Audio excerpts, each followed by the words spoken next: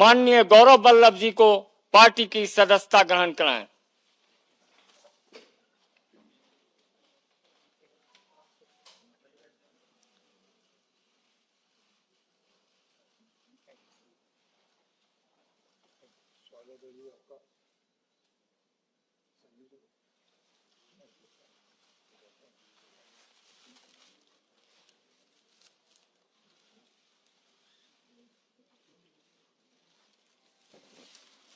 मेरा आग्रह होगा बिहार कांग्रेस के पूर्व अध्यक्ष और छात्र नेता के रूप में अपनी अलग पहचान रखने वाले माननीय अनिल शर्मा जी को पार्टी की सदस्यता ग्रहण कराएं।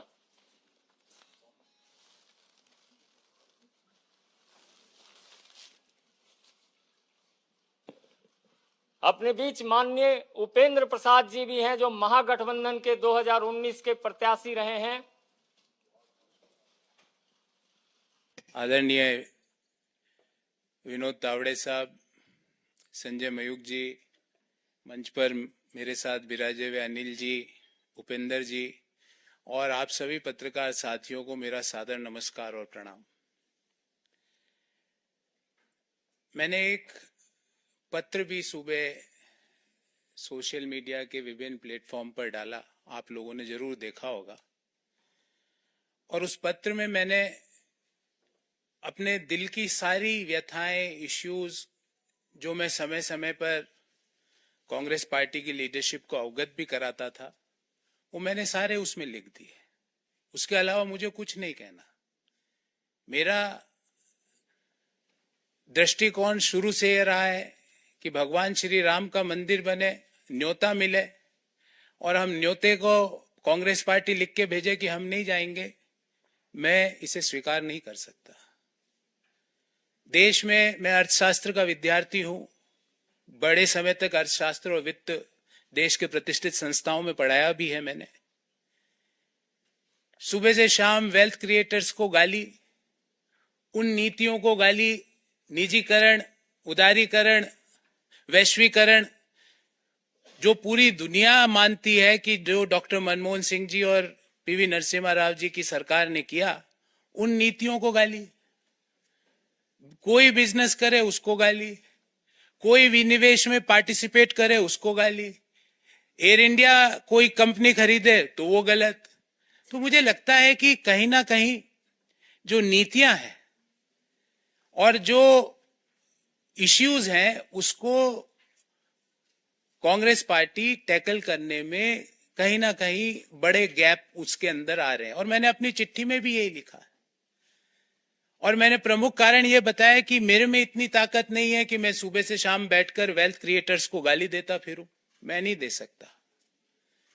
मेरे में इतनी ताकत नहीं है कि जब सनातन धर्म के ऊपर सवाल उठाए और मैं चुपचाप बैठ जाऊं, मेरे से नहीं होगा।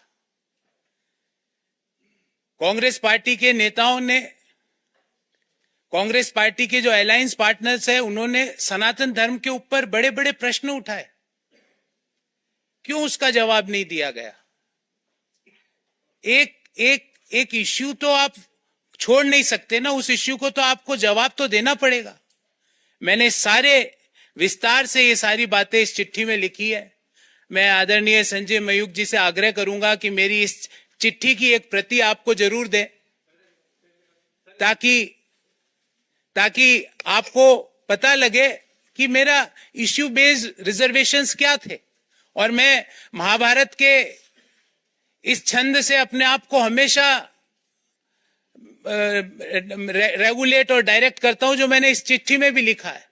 धर्म एवं हतो हंति धर्मो रक्षति रक्षित, तस्य धर्मो न हंतव्यो मा नो धर्मो हतो वधित। अर्थात धर्म के मामले में आप चुप्पी साध लो, जो गालियां दे रहे हैं सनातन को आप चुप्पी साध लेते हो, वेल्थ क्रिएटर्स को जो गाली दे रहा है आप चुप्पी साध लेते हो, और उल्टा गालियां दे रहे हो। देश में वेल्थ क्रिएशन जुर्म नहीं हो सकता। देश में जो नीतियां उदारीकरण की, निजीकरण की, वैश्वीकरण की नीतियां हैं, वो गलत नहीं हो सकती। आज आप इसलिए उन चीजों को गलत बोलते हो क्योंकि वो एक ऐसे व्यक्ति उन चीजों को आगे लेके जा रहा है जिनको आपको सुबह से शाम गाली देनी है। मैंने कम से कम 300-400 प्रेस वार्ताएं करी है साथियों, आपने भी कहीं ना कहीं मुझे जरूर देखा होगा। मैंने इश्यू बेस्ड रिजर्वेशंस पे बात करी है, व्यक्ति परक्ष आरोप आलोचनाएं नहीं करी है। व्यक्तियों के बारे में राजनीतिक पार्टियों पे आक्षेप नहीं होते। राजनीतिक पार्टियां आइडियोलॉजीज पर आधारित होती है, और जो आइडियोलॉजीज पर मैं ये सोच के कांग्रेस पार्टी जिस आइडियोलॉजी को सोच के मैंने ज्वाइन किया था कि नए आइडियाज का, इंटेलेक्चुअल आइडियाज का, नए सोच का वहां पर सम्मान होगा, पर नए सोच का, नए आइडियाज का, नए लोगों को सम्मान छोड़ के क्रश करने की प्रक्रिया भारत को आगे नहीं ले जा सकती। और अल्टीमेटली हमारी आइडियोलॉजीज, पार्टीज की, पॉलिटिकल राजनीतिक पार्टियों की आइडियोलॉजीज अलग अलग हो सकती है, पर एक आइडियोलॉजी जो हम सबको जोड़ती है वो भारत को आगे ले जाने की आइडियोलॉजी, और उसी आइडियोलॉजी को ध्यान में रखते हुए विकसित भारत की जो संकल्पना है उसको आगे ले जाने के लिए जो आइडियोलॉजी ने मुझे आकर्षित किया, और मैंने आज भारतीय जनता पार्टी ज्वाइन करी।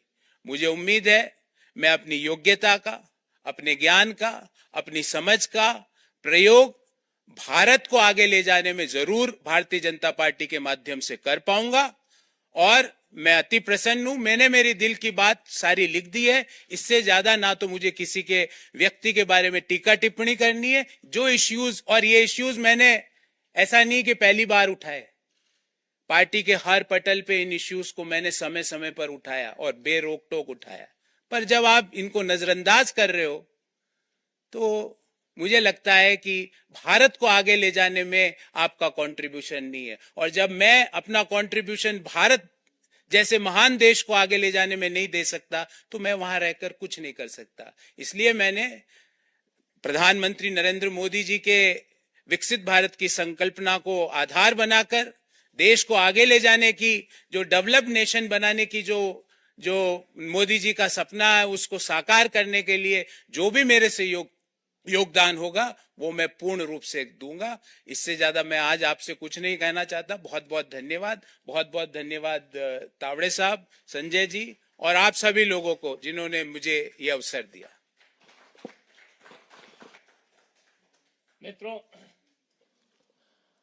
मित्रों सौभाग्यशाली हूं कि पटना विश्वविद्यालय का छात्र हूं और पटना विश्वविद्यालय के 2 छात्र नेता, वरिष्ठ छात्र नेता ने आज पार्टी की सदस्यता ग्रहण की है। साथ ही लालू के दंश झेल रहे बिहार में जो कांग्रेस पिछलग्गू पार्टी थी, लालू सरकार के समय उस पिछलग्गू से उस समय निकालने वाले श्री अनिल शर्मा जी, जिनको उसके सजा भी भुगतनी पड़ी थी, ऐसे अनिल शर्मा जी प्रदेश कांग्रेस के पूर्व अध्यक्ष अपने बीच हैं। मेरा आग्रह होगा माननीय अनिल शर्मा जी से आपको संबोधित करें। आदरणीय विनोद तावड़े जी, संजय मयूख जी, हमारे साथी गौरव बल्लभ जी, हमारे विश्वविद्यालय दिनों के साथी भाई उपेंद्र जी, उपस्थित सभी सम्मानित पत्रकार बंधुओं, आप सबको नमस्कार। मैंने 4 दिन पहले ही पार्टी से इस्तीफा किया है और उसमें भी मैंने बातों को उठाया था कि आखिर कांग्रेस छोड़ने का क्या कारण मेरा रहा है। मेरा साफ आरोप है कि सचमुच ऐतिहासिक कांग्रेस जैसी पार्टी सांप्रदायिकता की मानसिकता रखने वाले नेताओं के गिरफ्त में फंस गई है। वर्तमान अध्यक्ष भी सांप्रदायिक नजरिया रखते हैं और पूर्व अध्यक्ष, वर्तमान अध्यक्ष का मेरा मतलब है माननीय मल्लिकार्जुन खड़गे जी, और पूर्व अध्यक्ष से मेरा मतलब है आदरणीय सोनिया गांधी जी। ये दोनों के दोनों लोग सेकुलरिज्म की बात करते हैं, दूसरे पर कम्युनल होने का आरोप लगाते हैं, लेकिन ये दोनों के दोनों लोग सांप्रदायिक नजरिया रखते हैं। मोस्ट कॉमनल आइडिया जिनका है, सोच है, और उसका प्रमाण के साथ मैं कहना चाहता हूं, पूर्व अध्यक्ष आदरणीय सोनिया जी एक तरफ तो राम मंदिर की प्राण प्रतिष्ठा का निमंत्रण ठुकराती हैं, मगर वही सोनिया गांधी जी जब इटली में, रोम में मदर टेरेसा का सेंटहुड का कार्यक्रम आयोजित होता है तो कांग्रेस के दो वरिष्ठ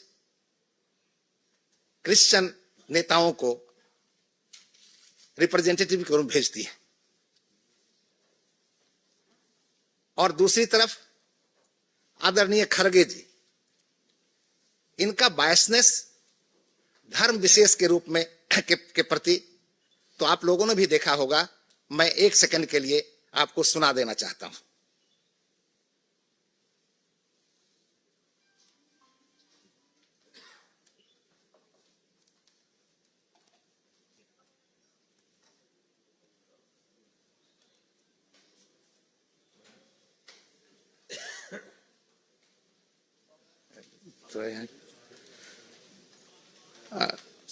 जिसमें उन्होंने कहा है कि अगर नरेंद्र मोदी का राज आएगा तो देश में सनातन का राज आएगा। 4.5 कदम नहीं चले और हमको पूछना क्या किए। और ऐसे मोदी जी को अगर और शक्ति मिलेगी देश में तो समझो फिर इस देश में सनातन धर्म और आरएसएस की हुकूमत आएगी। 4.5 और हमको पूछना क्या किए। इससे स्पष्ट है कि इन दोनों नेताओं की मन स्थिति कैसी है। मैंने कई सभाओं में सुना, आपने भी सुना होगा, राहुल गांधी जी कहते हैं कि हम विचारधारा की लड़ाई लड़ रहे हैं। मैंने जब गौर किया तो पाया कि सचमुच राहुल गांधी जी विचारधारा की लड़ाई लड़ रहे हैं। और मेरी समझ से सचमुच इस देश में दो तरह की विचारधारा की लड़ाई चल रही है। एक विचारधारा सनातन को मिटाने की विचारधारा है और दूसरी विचारधारा सनातन को बचाने की विचारधारा है। राहुल गांधी, कांग्रेस और ये तमाम लोग सनातन को मिटाने की विचारधारा को आगे बढ़ा रहे हैं। और निश्चित रूप से मुझे कहने में गुरेज नहीं कि भारतीय जनता पार्टी भारत की अस्मिता, भारत की संस्कृति को बचाने के लिए साथ साथ देश की सेवा के साथ साथ सनातन को ही बचाने की विचारधारा पर काम कर रही है। मैं इस बात को मानता हूं कि भारत की आत्मा सनातन है। जिस तरह से शरीर से आत्मा निकल जाती है तो मानव शरीर निर्जीव हो जाता है, उसी तरह से दुर्भाग्य से कहीं भारत से सनातन का खात्मा हो गया तो भारत भी एक मृतप्राय देश जैसा रह जाएगा। और इसीलिए जब मैंने पार्टी से इस्तीफा किया तो मेरे सामने सवाल था कि क्या मुझे सनातन विरोधियों का साथ देना है या सनातन बचाने की जो लड़ाई लड़ रही ताकतें हैं उनका साथ देना है। और इसीलिए मैंने तय किया कि मुझे देश की सेवा के साथ साथ, समाज की सेवा के साथ साथ सनातन की भी रक्षा करनी है, सनातन की भी सेवा करनी है। और इसलिए मैं भारतीय जनता पार्टी में शामिल होने का फैसला किया है। मैं एक सनातनी हूं, जनेऊधारी सनातनी हूं। वैसा जनेऊधारी नहीं जो अपने कपड़े के ऊपर से जनेऊ पहनता हो। हमारे पास तो बाजाबता यज्ञोपवीत संस्कार के साथ मिला हुआ यज्ञोपवीत है। मगर आज देश में एक बड़े समुदाय को गुमराह करने के लिए जनेऊ भी धारण करने की बातें चलती हुई आप देखते हैं। पिछले दिनों राहुल गांधी ने अपनी यात्राओं में हर जगह कहा कि मैं मोहब्बत की दुकान लगाना चाहता हूं। जो शांति प्रिय लोग हैं जो प्रेम मोहब्बत से रह रहे हैं उनको तो मोहब्बत की दुकान की जरूरत नहीं है। मोहब्बत की दुकान तो उनको चाहिए जो नफरत की मानसिकता से जी रहे हैं और दूसरे की शांति को भंग कर रहे हैं। निश्चित रूप से अगर राहुल गांधी जी को लगाना चाहिए मोहब्बत की दुकान, तो जम्मू कश्मीर जैसे राज्य में लगाना चाहिए जहां नफरत की मानसिकता रखने वाले लोग वहां के शांति को भंग कर रखे हैं। और इसलिए हम मानते हैं कि देश में सुख समृद्धि बढ़ाने के लिए जो नरेंद्र मोदी जी के नेतृत्व में भारतीय जनता पार्टी काम कर रही है, वो ऐतिहासिक काम कर रही है। और जो सपना है भारतीय जनता पार्टी का, नरेंद्र मोदी जी का, वो सपना निश्चित रूप से देश की जनता का जिस तरह से झुकाव है, समर्थन है, वो पूरा होगा। उसमें हमारे जैसे लोगों की भी गिलहरी का प्रयास योगदान के रूप में आ सकता है, तो वो करने में मुझे प्रसन्नता हुई है। इसलिए मैंने भी भारतीय जनता पार्टी में शामिल होने का फैसला किया है। बहुत बहुत धन्यवाद आपको। मेरा निवेदन होगा, शिक्षा नीति की लड़ाई लड़ने वाले छात्र नेता और महागठबंधन के पूर्व प्रत्याशी श्री उपेंद्र प्रसाद जी से आपको संबोधित करें।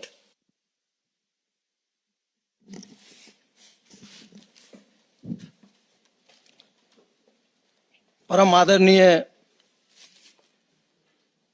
भारतीय जनता पार्टी मुख्यालय प्रभारी एवं राष्ट्रीय महामंत्री बिहार के प्रभारी आदरणीय विनोद तावड़े जी, हमारे साथ आए हुए प्रोफेसर गौरव वल्लभ साहब, हमारे बड़े भाई अनिल शर्मा जी, हमारे साथ संगठन में काम किए हुए भाई संजय मयूख साहब, और यहाँ पर इस सभागार में उपस्थित लोकतंत्र के सजग प्रहरी पत्रकार बंधुओं, साथ ही मैं आपको बता दूं कि अभी माननीय प्रधानमंत्री जी और भारतीय जनता पार्टी की जो सरकार है, बिहार के भारत रत्न और गरीबों के मसीहा जननायक कर्पूरी ठाकुर जी को जो भारत रत्न दिया है, उन्हीं कर्पूरी ठाकुर जी के प्रेरणा से मैं राजनीति में प्रवेश किया था। उस समय में नया नया पटना विश्वविद्यालय का छात्र हुआ था और उन्हीं के प्रेरणा से हमें पटना विश्वविद्यालय का अध्यक्ष भी बनाया गया था। और तब से मैं राजनीति में सक्रिय रहा और जनता दल के समय में भी मैं बिहार, जब झारखंड बिहार एक था, मैं बिहार का फाउंडर अध्यक्ष रहा, 2 बार एमएलसी भी रहा बिहार से। लेकिन उस समय जो हमारे मन में जो अरमान थी, जो कर्पूरी ठाकुर जी से हमने जो सीखा था और जो डॉक्टर लोहिया को पढ़ा था, डॉक्टर लोहिया को तो देखने का अवसर नहीं मिला, कर्पूरी जी के साथ काम करने का अवसर मिला। कर्पूरी जी हमें कहा करते थे, विद्यार्थी जी कह के संबोधित करते थे, और हमें बोला करते थे कि विद्यार्थी जी महीना में 2 दिन आपको समय देंगे, आप मेरा उपयोग जिस ढंग से करें। और मैं कर्पूरी ठाकुर जी के विद्यार्थियों के बीच में बहुत मैं ले जाता था, विभिन्न विषयों पर मैं उनका सेमिनार का भी आयोजन करता था। लेकिन जो डॉक्टर लोहिया जी 1960 के दशक में जनसंघ के सहयोग से जो कांग्रेस के खिलाफ जो आंदोलन चला रहे थे, उन्होंने 2 नारा दिया था, 2 बिंदु पर उनका फोकस था, परिवारवाद और भ्रष्टाचार। और कर्पूरी ठाकुर के नेतृत्व में इस चीज को अमल होते रहा। लेकिन जैसे ही कर्पूरी ठाकुर जी के बाद लालू जी आए तो कुछ दिन तक तो ठीक रहे, उनके नेतृत्व में मैंने काम किया। लेकिन जो वंशवाद और भ्रष्टाचार के खिलाफ जो हमारी पूंजी थी लड़ाई की, जब लालू जी आए तो परिवारवाद में इतना अखंड हो गया। और मेरा मानना है कि न सिर्फ लालू प्रसाद, बल्कि उत्तर प्रदेश में मुलायम सिंह यादव और बिहार में लालू प्रसाद यादव परिवारवाद और भ्रष्टाचार को इतना बढ़ावा दिए कि समाजवाद का जो आंदोलन था उसको सबसे धक्का लगा दिया है इस देश में, तो ही 2 व्यक्तियों ने देने का काम किया है। और हद तो तब हो गई जब पिछली बार 2019 में मैं महागठबंधन का उम्मीदवार बना और बिहार में सबसे कम वोट से के अंतर से हारने वालों में मैं तीसरा व्यक्ति हूं पूरे संपूर्ण बिहार में। लेकिन जब इस बार टिकट की बात आई तो उन्होंने बोली लगा दी, कहते हैं कि कितना दोगे, अगला तो हमको 10 करोड़ दे रहा है, तुम कितना दोगे।